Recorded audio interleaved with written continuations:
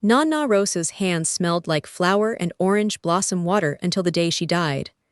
I know because I was holding them when she went, 16 years old, sitting on the edge of her hospital bed in Mass General, watching her chest rise and fall like a bread dough that had finally stopped proving.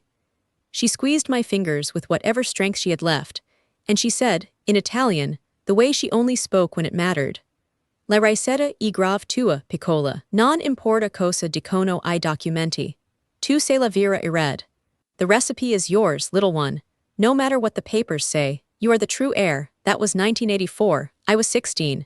And I believed her because when you're 16 and your grandmother is dying, you believe everything she tells you, especially the things that make you feel chosen. I didn't know then that belief is a luxury for people who have never had to read a will. Welcome to Little Bunny Stories. If you're new here, my name is Vivian, but everyone who matters calls me Vive. I'm 54 years old, I'm a former corporate attorney, and I'm going to tell you about the only inheritance that ever mattered to me, and how I spent 35 years making sure nobody could ever steal it again. Before we start, hit that subscribe button. Not for me. For every woman whose grandmother whispered a secret in her ear, only to watch a man sign it away the next morning. Here's my story. Castellano's Bakery sat on Salem Street in the north end of Boston, sandwiched between a butcher shop that smelled like copper and a church that rang its bells at noon, whether you wanted to pray or not. It had been there since 1923, when my great-grandmother Carmela arrived from Palermo with a rolling pin, a recipe for cannoli shells that she'd memorized because she couldn't read, and a stubbornness that would define 3 generations of Castellano women. The bakery was small, 2 display cases, a marble counter worn smooth by 70 years of elbows, a kitchen in the back that stayed hot even in February. But the lines started forming at 5 in the morning, every morning, 7 days a week. Construction workers in hard hats, lawyers in suits who'd driven from Beacon Hill, tourists who'd read about the best cannoli in Boston in some magazine and didn't understand that you don't come to Castellano's for an experience. You come because your grandmother came, and her grandmother before her, and because there are some flavors that don't translate to Instagram. Nonna Rosa ran that bakery like a general runs a campaign. She was 5'2" in her orthopedic shoes, with hair the color of steel wool that she dyed jet black every 6 weeks at a salon on Hanover Street. She wore house dresses with floral patterns and an apron that had "Kiss the Cook" written on it in English, which she thought was hilarious because, as she told every customer in my house, nobody kisses nobody until the dishes are done. She was 78 when the cancer found her. Pancreatic. Fast. The kind that doesn't give you time to say everything you need to say, so you have to choose your words like you're picking stones from a river. Only the ones that matter. Only the ones that will last. I was her apprentice. Had been since I was old enough to stand on a milk crate and reach the counter. By 16, I could make the shells blindfolded, the precise ratio of flour to wine, the way the dough had to rest exactly 40 minutes in the marble coolness of the back room, the temperature of the oil that made them shatter between your teeth like edible glass. I knew the filling too, the ricotta that had to be drained overnight in cheesecloth, the powdered sugar that wasn't powdered enough if you could still feel the grains, the chocolate chips that had to be hand-chopped because the machine makes them too small. Vivian. People want to know they're eating chocolate, not dust. But the secret, the real secret, the thing that made Castellano's cannoli different from every other cannoli in a city that thought it invented the dessert, was in the orange blossom water. Nonna didn't buy it from a supplier. She made it herself, every spring, from the dwarf orange tree she kept in a pot in her kitchen window. She'd pick the blossoms at dawn, when the dew was still on them, and steep them in a mixture of water and grain alcohol that she kept in a mason jar under the sink. The ratio was never written down. The timing was never measured. She'd taste it every day for 2 weeks, adjusting by drops until she nodded and said, "Echo. Now it's ready." That orange blossom water was the soul of Castellano's. Without it, you had a perfectly fine cannoli. With it, you had something that made grown men close their eyes and remember their mothers. And Nonna taught me how to make it. Just me, not my father, her only son, not my mother, who'd married into the family and never quite learned the difference between baking powder and baking soda. Me. The recipe goes mother to daughter, Nonna said, the first time she let me pick the blossoms. 3 generations, Carmela to me to you, your father. She made a sound that wasn't quite a laugh. Your father thinks he's too important for kitchens. Let him think. The real power is here, in the hands that feed people. Never forget that, Piccola. I didn't forget. I remembered it at her funeral, 3 months after the diagnosis, while my father shook hands with men in suits and accepted condolences he didn't deserve.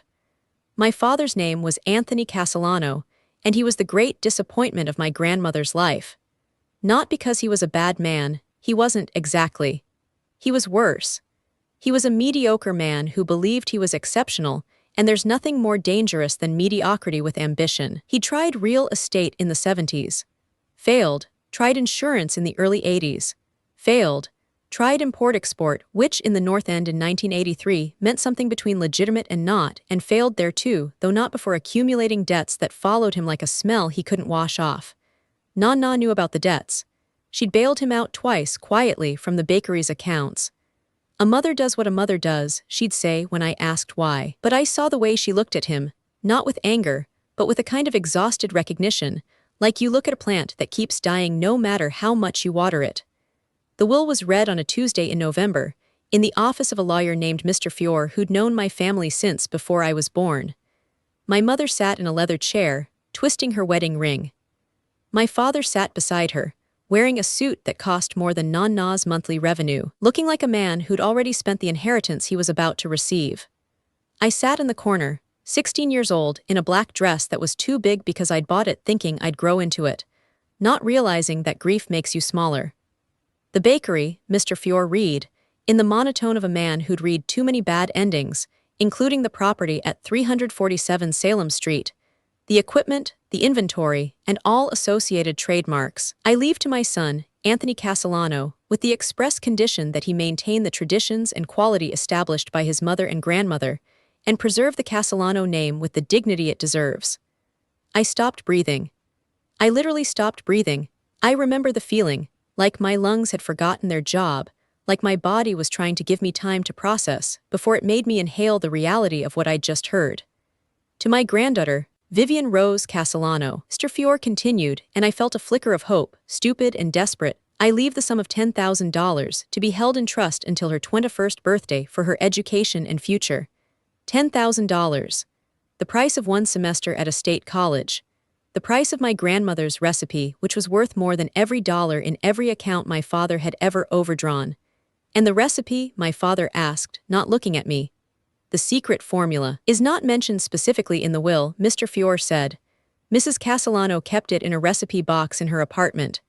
As personal property not explicitly bequeathed, it would technically fall to the residuary estate, which is also Mr. Castellano. My father smiled. It wasn't a happy smile. It was the smile of a man who'd just been told he could sell something he didn't understand for more than it was worth. Vivian, my mother said, reaching for my hand.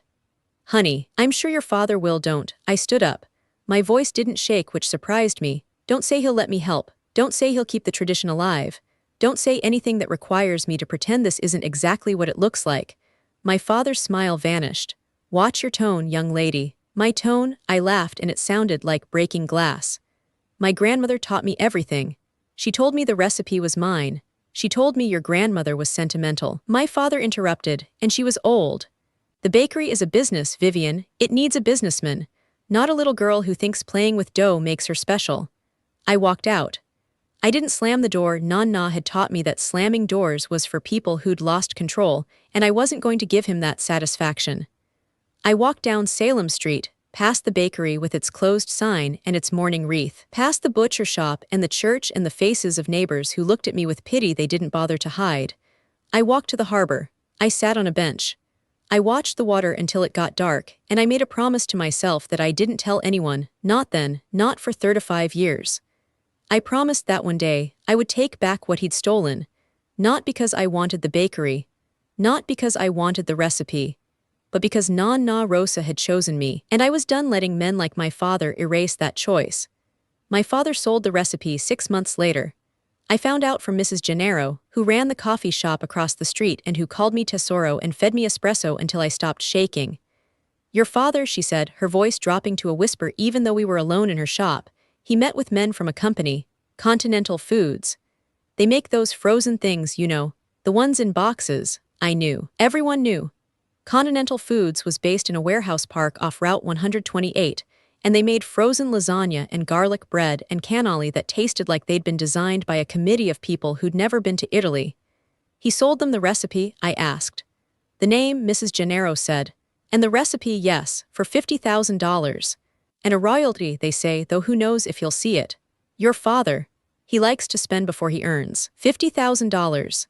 Nonna Rosa had turned down $100,000 in 1978 from a man who wanted to franchise Castellanos up and down the East Coast. Cannoli don't travel, she'd said.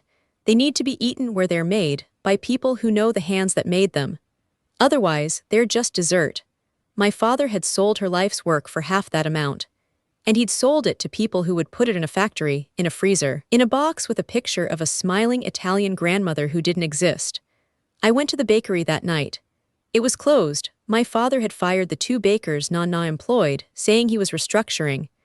I used the key I still had, the one Nonna had given me when I was 12, and I let myself into the dark. The kitchen smelled wrong.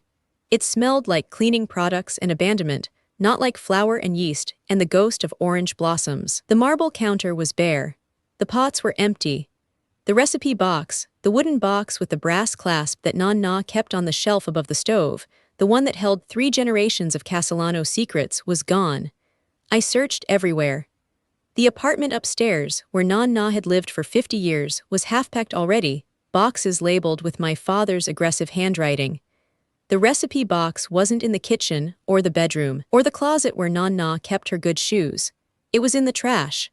Not the kitchen trash, the dumpster behind the building, buried under bags of coffee grounds and rotting produce. My father had thrown it away. Not sold it, not kept it, not even bothered to look inside. He'd thrown it away like it was garbage, like the only thing that mattered was the $50,000 and the contract he'd signed with Continental Foods. I pulled it out. The wood was stained. The brass clasp was broken, but the recipes inside, written in Nonna's handwriting, in Italian and English on index cards yellowed with age, were still there, all except one. The cannoli recipe was gone. I left Boston 2 weeks after my 18th birthday. I didn't say goodbye to my father. I didn't say goodbye to my mother, who'd chosen the comfort of her marriage over the daughter who reminded her of everything she hadn't fought for. I packed a bag, took the recipe box, minus the one missing card, and bought a bus ticket to New York City. I had a plan. It wasn't a good plan, but it was a plan. I would become someone my father couldn't ignore. Someone with power, with money, with the kind of leverage that makes men like him sweat. I would work harder than anyone. I would be colder, sharper, more relentless. And one day, when I was ready, I would find a way to take back what he'd sold. I started at a community college in Queens, working nights at a diner that served coffee so bad it was almost impressive. I transferred to Hunter College after 2 years, then Columbia Law, then a clerkship with a federal judge who told me I was the most terrifying 26-year-old he'd ever met. I took it as a compliment. By 30, I was at Morrison, Price & Cole, one of the most aggressive corporate law firms in Manhattan. By 35, I was a partner. By 40, I was a name that made CEOs nervous, Vivian Castellano, the woman who'd once made cannoli shells on a milk crate, now specialized in dismantling companies that thought they were too big to fail. I was good at it. I was good at it because I'd spent my childhood learning precision, the exact temperature of oil, the exact timing of a dough rest, the exact moment when something was ready to be shaped. Corporate law was the same, just with different ingredients. Instead of flour and ricotta, I used clauses and contingencies. Instead of orange blossom water, I used leverage. And I was cold, deliberately, carefully cold. I didn't date. I didn't make friends. I had colleagues who respected me and competitors who feared me, but nobody who knew me. Nobody who'd seen me cry over a broken recipe box in a hospital parking lot at 17. I told myself this was strength. I told myself that warmth was a liability, that attachment was a weakness, that the only way to win was to need nothing from anyone. I told myself these things so often that I almost believed them. But every spring, when the orange trees in the lobby of my building bloomed, some decorator's idea of freshness, I'd stand there for a moment, eyes closed, breathing in a scent that wasn't quite right, and I'd remember Nonna's kitchen at dawn.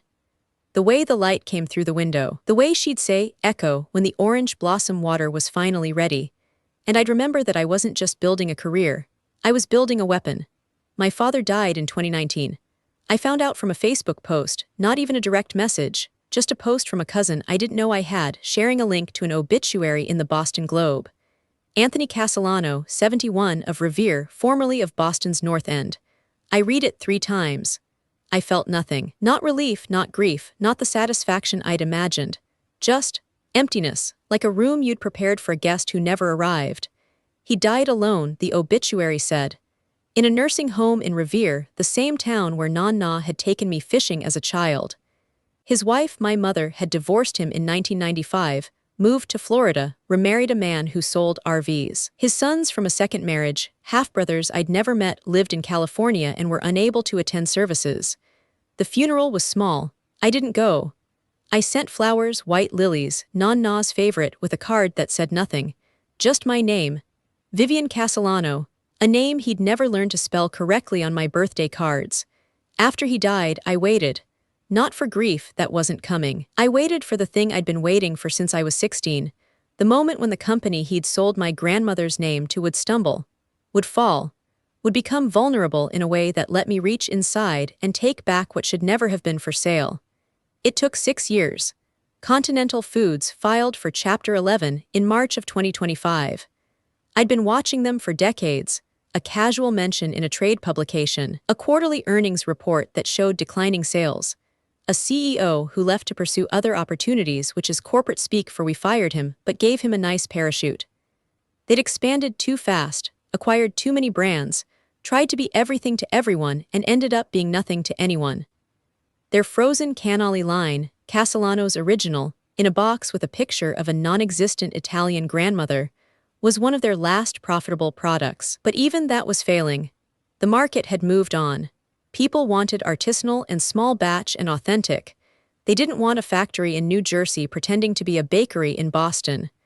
I led the acquisition team from Morrison, Price, and Cole. Not because I needed the money, I had more than I'd ever spend, but because I needed to be in the room. I needed to see the files, the contracts, the paper trail that led from my father's signature in 1985 to the bankruptcy filing 40 years later. The due diligence took 3 months. I worked 18-hour days, reviewing documents that no one else cared about, old licensing agreements, manufacturing specs, marketing plans from 1992. My colleagues thought I was being thorough. They didn't know I was hunting. I found it in a box labeled Archive. Castellano's brand files $19,851,995. It was a contract addendum, typed on paper that had yellowed to the color of old teeth, with my father's signature at the bottom, and a clause that everyone had forgotten. In the event of the licensee's insolvency, bankruptcy, or cessation of business operations, all rights to the Castellano's trademark, associated recipes, and proprietary manufacturing processes shall revert to the original licensor or their legal heirs, at the licensor's sole discretion and without compensation. The original licensor was my father. He was dead. His legal heir was me. I read that clause until I had it memorized. Then I called the partner in charge of the acquisition and said, "We need to restructure this deal. There's a contingent liability that changes the valuation." He listened. He trusted me. I'd never been wrong about a liability before. By the end of the week, the acquisition price had dropped by 60%. Continental Foods was desperate. They signed. I bought my grandmother's name for $47,000, less than my father had sold it for, less than Nonna had turned down in 1978, less than the cost of the suit my father wore to her funeral. But I didn't just buy the name. I bought the factory in New Jersey. I bought the freezers full of frozen cannoli that tasted like regret. I bought the marketing materials, the customer lists, the social media accounts with their fake Italian grandmother avatars, and I bought the right to burn it all down. The factory was worse than I'd imagined. I'd pictured something industrial but functional: machines, conveyor belts, people in hairnets doing honest work. What I found was a warehouse that smelled like freezer burn and failure, with machines that hadn't been maintained since 2019, and a staff of 12 people who looked at me with the hollow eyes of people who knew their jobs were ending. I didn't fire them. I gave them 6 months severance, paid out of my own pocket, and references that would get them hired anywhere they wanted to go. I wasn't punishing workers for my father's sins. I was punishing the system that had made those sins profitable. The archives were in a back room, behind a door that said "Do not enter" in peeling paint. boxes and boxes of paper, going back to 1985, contracts, invoices, quality control reports, and somewhere, buried under decades of corporate neglect, the original recipe. I found it on my third day of searching. Not in a safe, not in a locked drawer, not protected in any way. It was in a manila folder labeled Castellano's Formula Specifications, mixed in with documents about shipping logistics and cost per unit analyses. It was a single sheet of paper, typed on an old typewriter with a faded ribbon. Castellano's cannoli, proprietary formula. The ingredients were listed in percentages, not measurements, industrial speak, for we figured out how to make this in a factory. The ricotta was dairy protein blend. The orange blossom water was natural and artificial flavoring. The chocolate chips were chocolate-flavored compound. But at the bottom, in handwriting I recognized even after 40 years, was a note, per original licensor, Anthony Castellano. Handwritten addendum attached. I turned the page, and there it was, Nonna's handwriting, faded, smudged, but unmistakable. The real recipe, not the factory version, not the diluted approximation, but the actual measurements she'd used every morning for 60 years. Flour, 500 g. Marsala wine, 60 ml. Egg, 1 large. Salt pinch. And then in the margin in Italian, Acquedi fiori d'Arancio, la vera ricetta e grave nel cuore non se la carta. La quantità giusta e grave quando senti tua nonna sorridere. Orange blossom water, the true recipe is in the heart, not on the paper. The right amount is when you feel your grandmother smile. I sat on the concrete floor of that warehouse and I cried. Not the controlled tears of a woman who'd learned to cry in private, in bathrooms, in cars with the windows up. Real tears, ugly tears, the kind that come from a place so deep you didn't know it was still there. I cried for Nonna, for the bakery, for the 16-year-old girl who'd held her grandmother's hand and believed that love was enough to keep something safe. I cried for 40 years of coldness, of loneliness, of building walls so high I'd forgotten there was a world on the other side. And when I was done, I dried my face and I made a decision. I wasn't going to revive the brand. I wasn't going to open a new Castellano's bakery and pretend that 40 years of industrial betrayal could be undone with a fresh coat of paint. I wasn't going to let anyone, not an investor, not a partner, not a well-meaning friend, turn my grandmother's legacy into another product. I was going to end it, properly, completely, in a way that nobody could ever sell again. I spent 2 weeks planning, not the legal stuff that was easy, just paperwork and filings and the kind of administrative thoroughness that bored my colleagues but satisfied something in me that still liked precision. The hard part was the ritual. I needed to do this right. Not for the internet, not for the story, not for anyone else's understanding. For Nonna. For the girl I'd been. For the woman I'd become who was finally ready to stop being cold. I rented a car and drove to Revere Beach. It was April, still cold, the kind of day where the wind cuts through your coat and the sand feels like punishment. I brought the recipe, both versions, the industrial fake and Nonna's handwritten original. I brought a bottle of orange blossom water that I'd made myself in my apartment in Manhattan. From a dwarf orange tree I'd bought at a nursery in Brooklyn and nursed through 3 winters. It wasn't as good as Nonna's, it was close enough. I built a fire in one of the designated pits, the kind that's legal if you're careful and illegal if you're not. I sat on the sand, watching the flames catch, thinking about the last time I'd been here, Nonna and me, fishing off the pier with a pole she'd bought at a garage sale. She'd caught nothing. I'd caught a shoe. We'd laughed until our stomachs hurt, and then she'd bought me a cannoli from a boardwalk stand that wasn't Castellano's, just to show me what the competition tasted like. See, she'd said, wrinkling her nose, too sweet, too much sugar, not enough soul. You can always tell when something is made with hurry instead of heart. I took the industrial recipe first, the typed page with its percentages and artificial flavorings. I held it over the flames until it caught, watching the edges curl and blacken, watching the words that had turned my grandmother's art into a product disappear into ash. Then I took Nonna's handwritten page. I held it for a long time. Long enough that the smoke stung my eyes and the heat made my fingers ache. I read her words one more time, la vera ricetta e grave nel cuore, and I thought about what she'd really meant. The recipe wasn't the paper. It had never been the paper.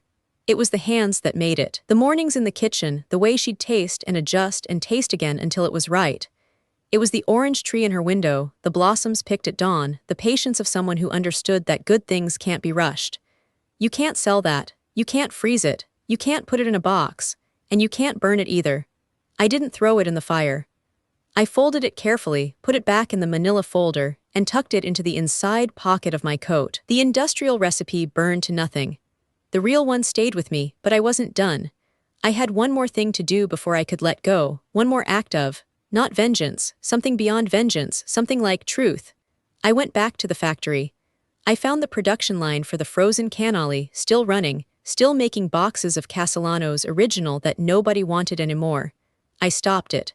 I told the remaining workers to go home, paid them through the end of the month, and started redesigning. Not the product, the packaging.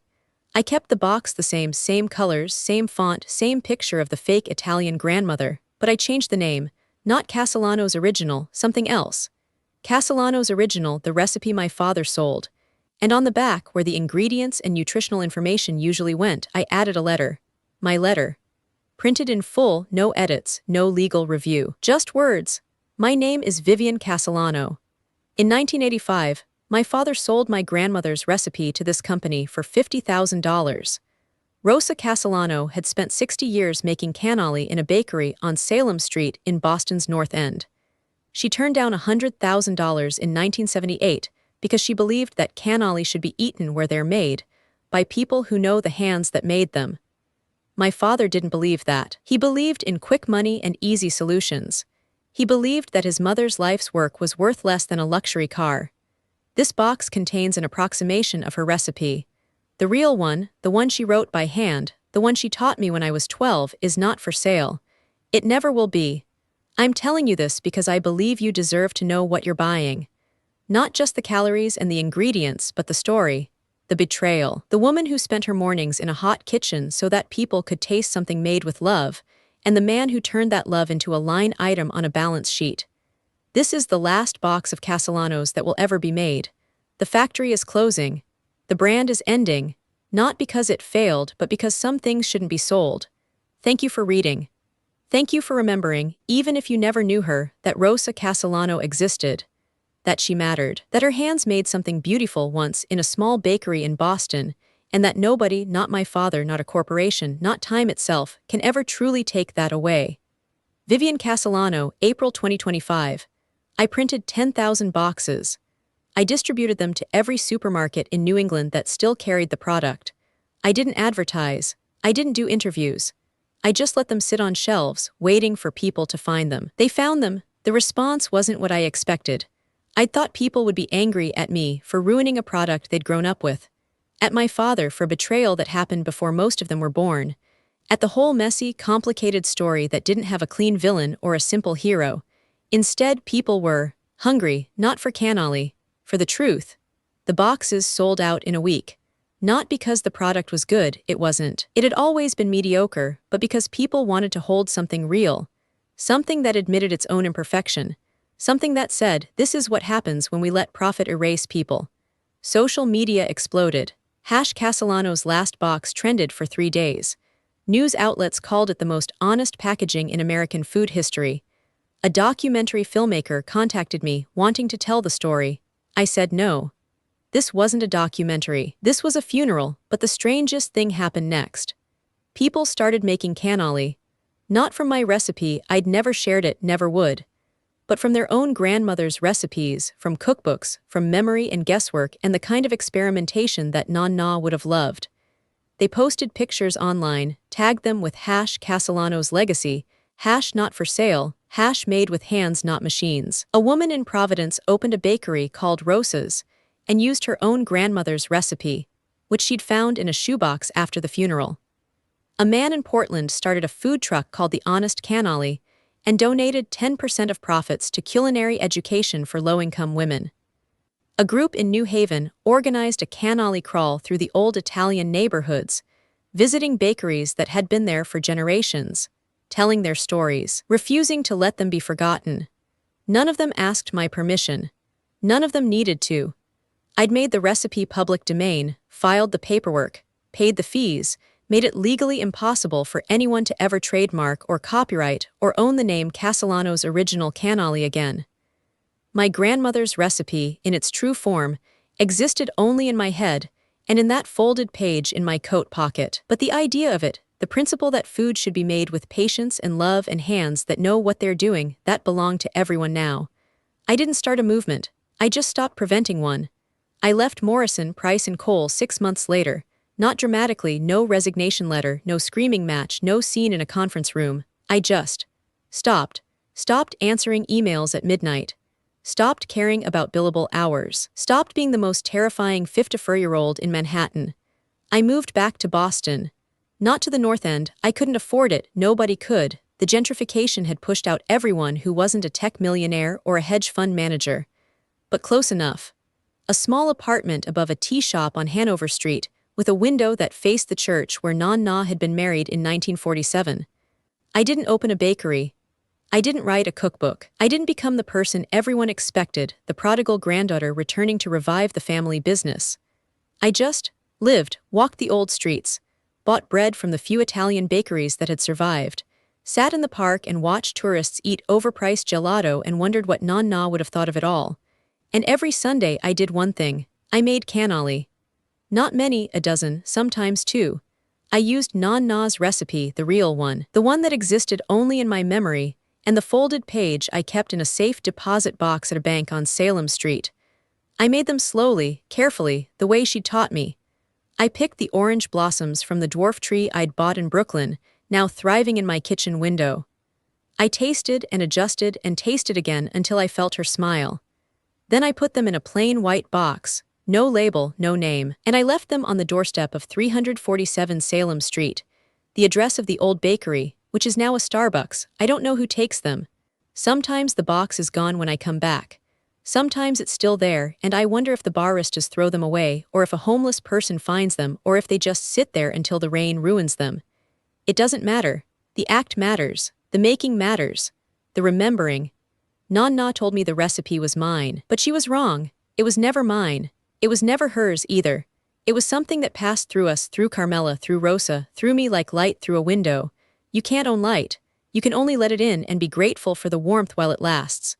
My father sold something that couldn't be sold. He spent his life trying to own things, money, property, respect, and died with none of them. I spent my life trying to take something back, and in the end, I learned that the only way to keep it was to give it away. Not to a company, not to a brand, to everyone, to no one. To the Sunday morning air that smells like espresso and old stone, to the tourists who will never know what they're missing, to the woman who finds a white box on a doorstep and eats a cannoli that tastes like something she can't quite name. That's the recipe. That's the inheritance. Not the paper, not the kitchen, not the name above the door. Just the making, and the giving, and the letting go. I'm Vivian Castellano. I'm 54 years old. I was once the most feared corporate attorney in New York City, and now I'm a woman who leaves anonymous pastries on doorsteps. I don't have a partner, or children, or a 5-year plan. I have a dwarf orange tree, a recipe I won't sell, and a memory of my grandmother's hands that smells like flower and orange blossoms, and something else I can't describe. Something that only exists when you're making something for someone you love. My father sold my grandmother's recipe for $50,000. I bought it back for $4,000 to $7,000, and then I made it worthless and priceless by giving it to everyone. Some people call that revenge. I call it remembering. Some people call it waste. I call it freedom. And every Sunday, when I taste the orange blossom water and feel Nonna smile, I know that she understands, that she always understood, that the recipe was never the point was the hands that made it, the heart that chose to share it, and the courage to let it go when holding on would have killed it. I'm Vive, I'm 54, and this is my story. See you in the next one.